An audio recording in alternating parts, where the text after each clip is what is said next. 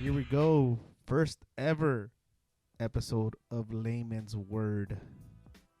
My name is Eddie. I'll be your host, one and only, because this is a solo show. So if you hear somebody else's voice, you're listening to the wrong show. So this show, we're going to take on topics that you might not hear in other podcasts, or you might, little things like today's show, where we're going to talk about Daddy's Night Out. Very, very special guest for my first show. Excited. Good friend. My spirit guide. Angel, say what up. Good afternoon, ladies and gentlemen. I am Angel, known as Spirit Guide, also Spirit God, on occasion Spirit Beast. Oh, shit. Oh, man, I was trying to bring up your ego, but I guess you got that down on your own. I mean, there's a difference between being arrogant and being confident. And I don't think that I've ever been, I think I've been arrogant in my life before, and I've learned not to be so pushy and try to just be confident in myself. So I try to affect people positively in the best way that I can, and that's definitely one of the ways that I do it. Damn. I thought I had Angel, not Kanye, as a guest today. Shit. Like I said, today we're gonna episode is gonna be called Daddy's Night Out. Why Daddy's Night Out? It's 2020. Men don't cheat. 2020, men don't cheat. No.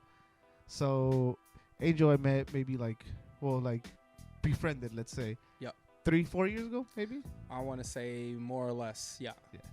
But in that short time, this man through the beautiful game. Yeah, and other stuff, which which we'll get to in a minute. I guess it solidified our friendship. Right. Yeah, let's put it that way, which is why we're here. Correct. So Angels opened my world like crazy. It's insane. So I'm gonna start with this topic first. When I met Angel, I was about 29. Let's say. Okay. Well, when we solidified our friendship, I was about 29. Sure. Right. And I mean, in all honesty, I was a little bitch when it came to doing certain I don't want to call them drugs, because drugs has such a negative word. It's a negative connotation. Yeah. Certain.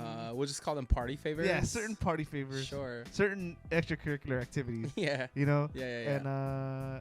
And then Angel, Coachella 3 years ago, opened my eyes to, ecstasy, and I guess ecstasy. I don't know. Kids call it so many things. There's just so many things. So many things that people can call it nowadays. But more or less, that's generally what we had. Yeah. Okay. Cool. Mm-hmm. So, he assured me, and he explained it like no other way anyone else could, and boy, did it change my life. I mean, it was my first Coachella experience as it is, but that just fuck. I believe. I mean, don't get me wrong. I think were we at the beginning of Hans Zimmer? No. Or were we beginning of Justice? No. Was it? No. Help me out here. I'm trying to remember who we were. Who what? Schoolboy Q. We were at Schoolboy Q. Yeah. 10-4. Yeah. That's where the party started. Yeah, and that's how I knew it was great, because, I mean, in all honesty, I was having a great time because it was Coachella, but Schoolboy Q wasn't it. But boy, when that hit, woo, then it was it. It could have been one of those downtown guys hitting on buckets, It would. Yeah, man. I don't know. For me, it's always been I've always been the adventurous type. So like you could always, put something on the table, and I was always willing. Don't get me wrong, there were some really, really dark times, and I've gotten myself into a lot of trouble because of it. I was lucky enough and fortunate enough to learn some lessons through a couple hardships. Luckily, my health was still intact, and I was never really incarcerated or anything of that nature.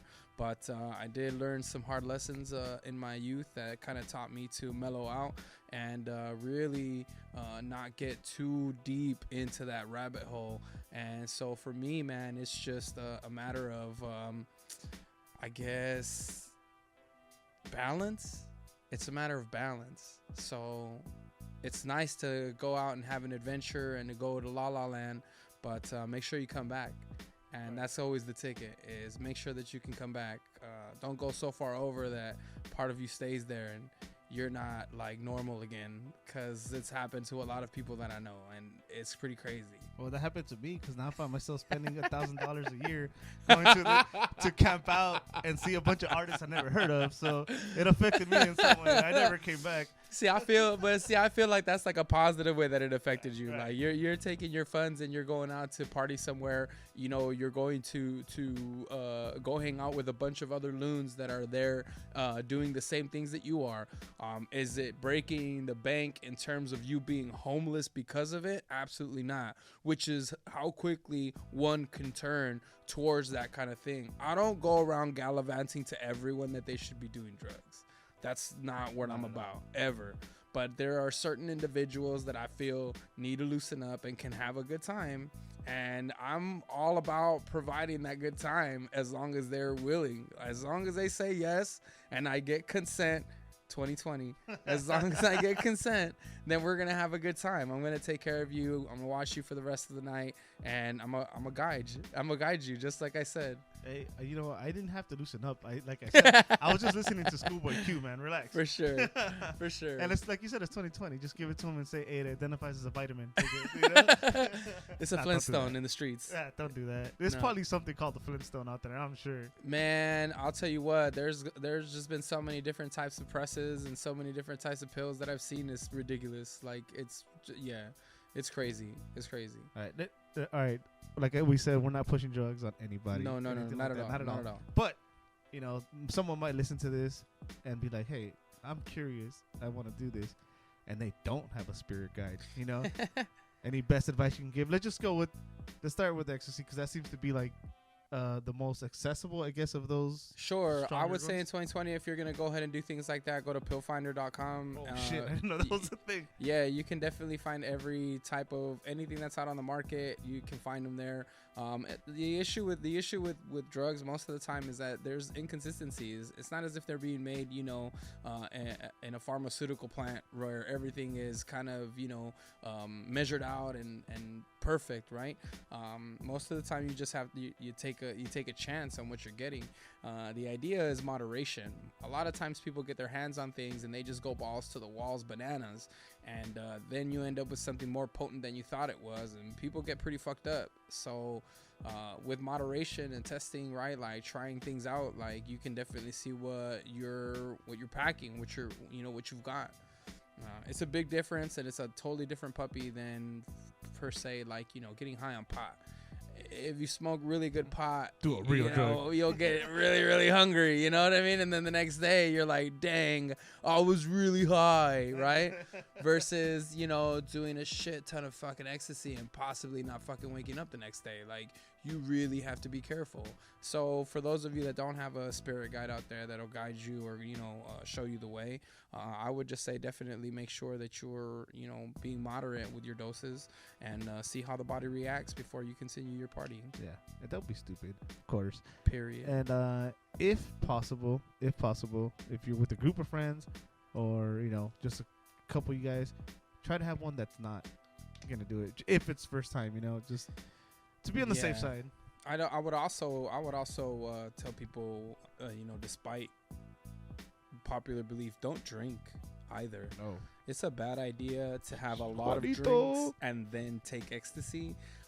It's a bad idea to drink while you're high on ecstasy. That's like the worst thing that you can do to yourself. You'll have blackouts. I've got a handful of stories where I've had almost out of body experiences where I'm just like, I have no idea what is going on, and I've had to piece it all together through other friends who were with me, and I'm just in complete disbelief and shock that an entire section of my life is not in my memory banks. But apparently I had a great time. To touch on that, I had a birthday night ruined once. Oh wow. It didn't happen to me, but right. You know, I had to take care of someone. Right. So yeah, we definitely seen it firsthand. And on your birthday, no less. I know, right? Tough stuff. And I didn't get to see who I wanted to see. So tough. Yeah. It's all good. Well, you know what? Let's transition from there. All right. You went solo to my birthday. Sure did. You know, we spent it in Vegas. Uh-huh. And it's Correct. first episode, so we're gonna give you a two-parter. This probably won't happen any other time if there is another episode. Yeah.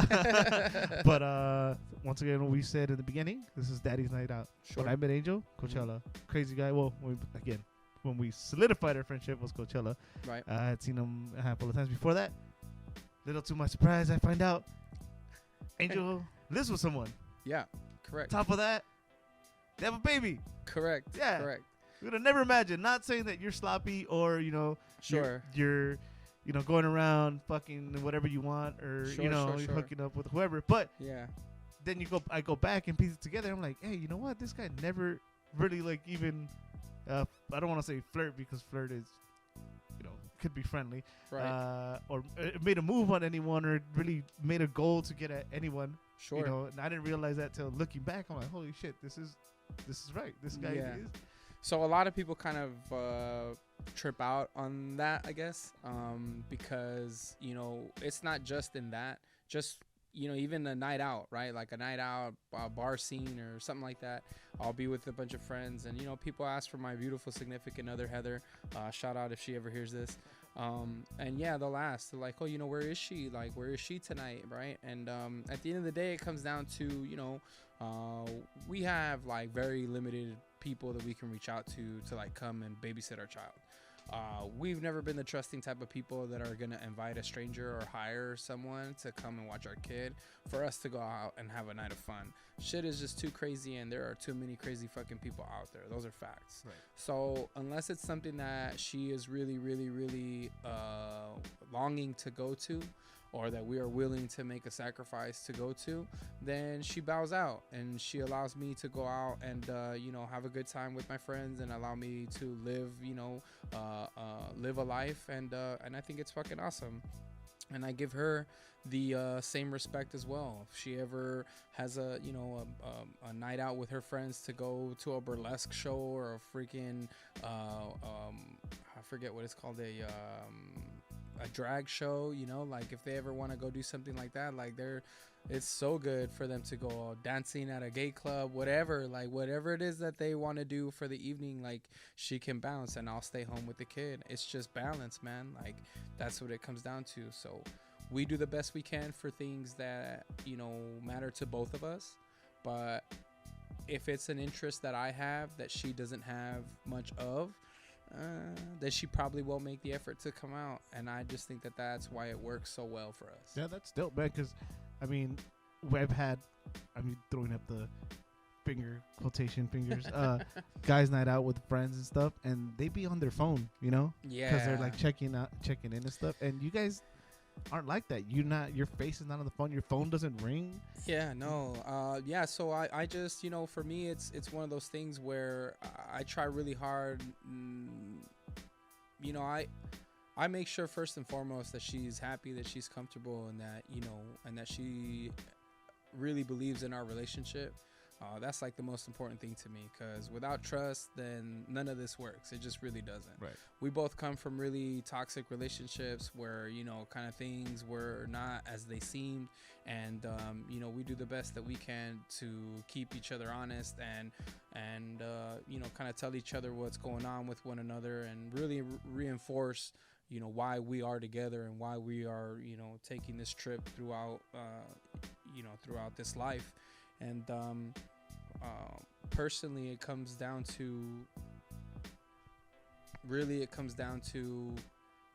if we don't spend time apart, we cannot enjoy or really appreciate our time together.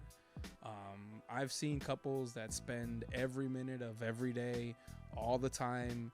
I've seen couples that work together, live together, and it's just not really something that I can subscribe to. I don't see how one can do that for 24 hours a day. It just doesn't seem healthy to me. It just seems codependent. You kind of lose a part of you, right, when you do something like that. I mean, you do end up being kind of like coupled up, right? Like a Brangelina type of deal, right? Like you're no longer yourself. Right. You're just part of this couple. And so individuality is such an important thing, you know, for people. And it's really good for you not to lose sight of that. Like it's good for the soul for you not to forget who you are, who you were, you know, before it all came. And instead of it just defining who you are, it should complement who you are. And that's, I think, the big thing for us both, is I think we complement each other really well.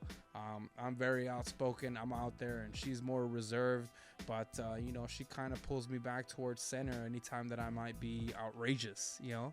So it just really works out for us. It does. Nice. So you said just a second ago that you guys both came from toxic relationships, right? Correct. I'm pretty sure a lot of people have been Sure. in a toxic relationship one way or another. I'm assuming maybe it involved like cheating and stuff like that. So I mean, it's cool to hear something like this because there's hope. So my question is, like, going into this next relationship, Yep. did it take time? Did you maybe question at first? I mean, before you got to this point, did you feel paranoid? Did you feel like you had to like kind of? Yeah, check so I mean, just to go ahead and you know, make a really long story short, like I always was in relationships with people that were, you know, the jealous type. And you know, when I was younger, I didn't know how to appreciate a relationship, you know, for what it was.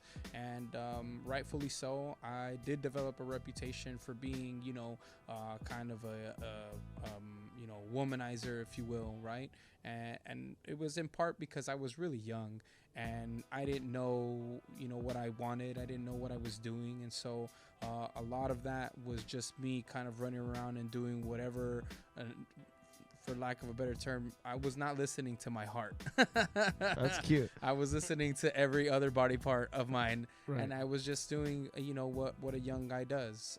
So I got myself into certain relationships, and because of that, lost a lot of trust in the relationships that I was in. And then it became kind of this trickle effect where it's just that was my reputation, that's who I was, and that's how I would always be. And so anyone that I ever got into a relationship with thought that of me, and it kind of never went away. So it became really difficult to have a relationship because you know me, and I'm a very, very friendly person. I'm a very charismatic person as well. I'll go any bakery, coffee shop, anything like that. My goal is always to make the person behind the counter smile. Like it's just something that I do. It's something that I radiate, and I try to take with me everywhere that I go. It's part of, you know, why I was such a good server and a good bartender, is because I like to connect like that. Even if it's a small, insignificant nothing, that very small connection could affect that person greatly for the rest of their day. Right. So I'm like constantly trying to be positive. And so in my past relationships, that may have been, you know, kind of seen as flirtatious and constantly looking or constantly hunting. So it's one of those things where this person that I'm with now has now seen me for who I am and how I am, and doesn't have those same hangups, does not have those types of, you know, issues, and we're able to have our relationship and me be who I am. So like I said, comes back down to the same thing of balance, where she kind of compliments, you know what I am and how I am, and enjoys it. So I'm happy for it. Nice. So if you're listening to this, if you're a hoe, she's a hoe. You know, don't give up, man. There's hope. You guys can be together. You're unhoe each other. There you go. Hashtag There you go. Unhoe. Hashtag unhoe.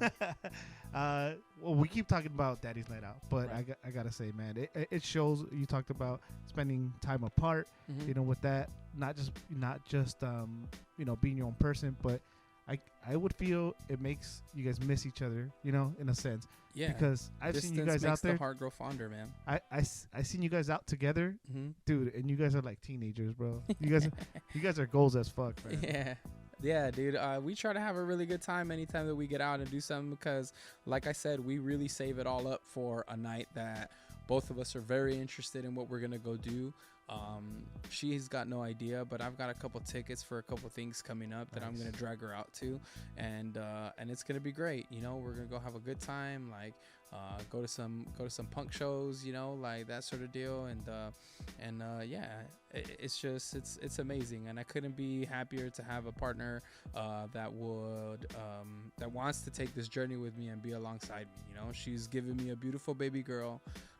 We've got another child on the way. ETA freaking 2020. Nice. So yeah, I mean, we'll see what that brings, but I mean, I'm just excited. I'm elated that I get to have this with someone who truly wants to be here, and I certainly hope that I can provide her with enough confidence to know that I mean, I want to be here, right? And I want to do this with her, and yeah, I'm happy. I'm touched, man. Not only have you introduced me to Jugs, but you touched my heart. So yeah, it's again 2020. You can have fun. Yeah, you can sure. go out. Not every relationship has to be toxic. True. You guys don't have to be Siamese ass twins to make it work. It's you know? so true. Yeah. I mean, because I have friends on both sides of it, dude. Like I've got like I've got another couple friends of ours that they radiate security. They are so into one another that it's like it doesn't matter. Everyone else that's in the room, they don't even care. What's Like, the point of going out, right? you know, like it just doesn't matter. Like it doesn't matter. But when they are out with other people, like they socialize and they talk and whatnot, and like they might not be right next to each other the entire night. One might be on the dance floor, the other one's at the bar. But dude, at the end of the night, they know who they're coming home to, and I think that that's a beautiful thing. Like that people can have that. Again, it goes back to that individuality and remembering who you are. Like remembering what you were. Before that, because too often people get into relationships really, really young, and then that relationship is pretty much who they are throughout their entire life. And unfortunately, at some point, some folk end up not having those relationships, and they are distraught and completely lost and don't know how to pick up the pieces. They have been so used to being this person with a crutch that they no longer know how to walk this world on their own, and it's crazy. So if there's any advice that I can give all those party kids out there, is give yourself some time for yourself. You know what I mean? Saturday night is for the boys. Let your girl go out and do whatever she wants. Don't call her and blow up her phone. Just don't do it. Put some trust in it. That's it. Put some trust in it. Well, I was gonna ask you for any last advice, but I guess you took care of that. I'm not gonna take any more of your time. Thank you, Angel. You want to shout out your show or anything like that? Yeah, if you want to listen to more of my babble, you can catch me on the Jack Show on the Super Audio Network. Catch us on Super Audio Network YouTube channel. You can also catch me screaming a lot if you ever catch my band Bomb Threat. Catch us on IG at Bomb Threat Music. At Bomb Threat Music, and if you ever just want to creep on me, you can creep on me at Deep Sleep Daydreamer on IG as well. Angel, thank you again. Angel does it all: drugs, bands, talks, creeping. We gotta get out of here. We've got some footage to get to. That is episode 1 of Layman's Word. Let's hope it's the first of many. Hope you guys enjoyed it. See you guys next time.